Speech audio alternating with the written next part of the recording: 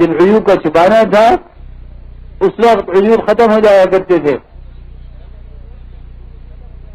اس زمانے میں عیوب چھپائے جاتے تھے، عیوب ختم ہو جایا کرتے تھے، کیونکہ باطل جتنا باطل پھیل رہا ہے باطل کے تذکروں سے پھیل رہا ہے. جتنا باطل پھیل رہا ہے وہ باطل کے تذکروں سے پھیل رہا ہے.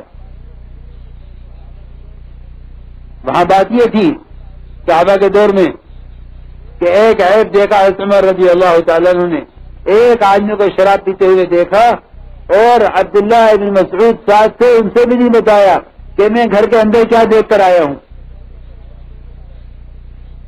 میں گھر کے اندر کیا دیکھ کر آیا اس کو نہیں بتایا. عبداللہ ابن مسعود رضی اللہ تعالیٰ نے پوچھا کیا؟ کہ کچھ نہیں. یہ گھر کے باہر کھڑے ہوئے، حضرت عمر گھر کے اندر داخل ہوئے. حضرت عمر رضی اللہ تعالیٰ عنہ نے بڑے میاں کو شراب پیتے ہوئے دیکھا اور شراب پیتے ہوئے دیکھ کر یہ فرمایا کہ یہ گناہ ہو رہا ہے کہ ہاں عمر میں ایک گناہ کر رہا ہوں، تم نے 3 گناہ کیے ہیں.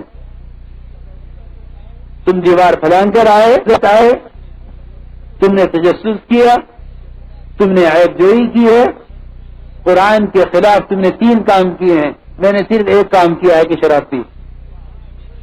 حضرت عمر رضی اللہ تعالیٰ عنہ وہاں سے منہ میں کپڑا دبا کر نکلے کہ کہیں رونے کی آواز عبداللہ بن مسعود نہ سن لیں. اس لیے روتے ہوئے نکلے کہ عمر تو اس کا ایک عیب پکڑنے گیا، اس نے تیرے 3 عیب پکڑے ہیں. لیکن بتایا نہیں، عبداللہ بن مسعود کو بتایا نہیں کہ اندر کیا ہوا. ایک عرصے تک بڑے میاں نے حضرت عمر کی مجلس میں آنا چھوڑ دیا.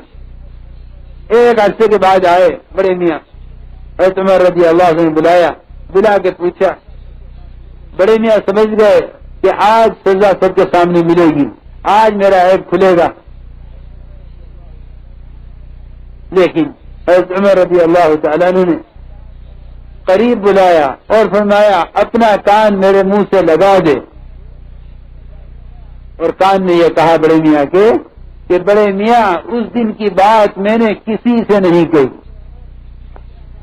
اب بڑے میاں کہنے لگے عمر اپنا کان قریب لاؤ، اور کان نے یہ کہا بڑے میاں نے کہ امیر المومنین اس دن سے آج تک میں نے بھی شراب نہیں پی.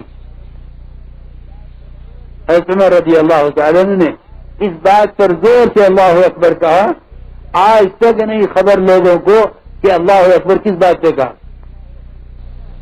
میرے محترم دوستو بزرگوں، جب ایمان آتا ہے تو ایمان اس حقیقت کے ساتھ آتا ہے. یہ نہیں ہو سکتا کہ ایمان بھی ہو حرام بھی ہو،